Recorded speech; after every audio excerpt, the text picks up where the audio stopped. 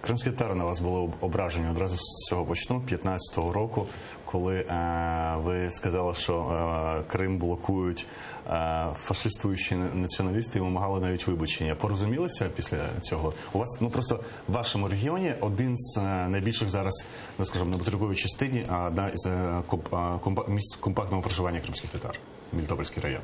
Вы знаете, у меня до этого момента никогда не было конфликтов с крымскими татарами. У меня очень много знакомых, очень много друзей. Мы даже были у нас пересечения по бизнесу, людей, которых я знал лично, с семьями дружили.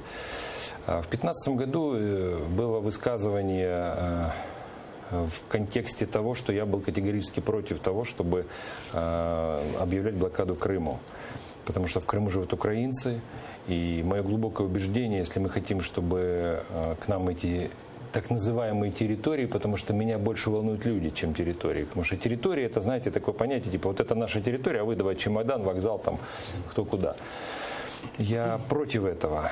И я действительно тогда высказался, что то там были люди из Днепропетровска в основном, были люди... Я там... Получилось так, что я резко высказался в отношении тех, кто это блокировал, а потом я узнал о том, что очень много там было крымских татар. Ну, естественно, подхватили эту волну мои конкуренты политические, СМИ, которые начали раздувать националистические противоречия. И я, естественно, попал в ситуацию, в которой вынужден был... извиняться, сказать о том, что я не имел в виду именно речи про татар. Я не знал, что там были татары. Я знаю, что к нам приезжали в город в тот момент с Днепропетровска наемники. Ну, наемники – это люди проплаченные, которые захватили исполком, удерживали долгое время его в момент выборов. И это были даже не мелитопольцы. Я этих людей четко называл наемниками. Когда часть из этих людей, потом мы видели их по видеосъемкам, они были в Крыму.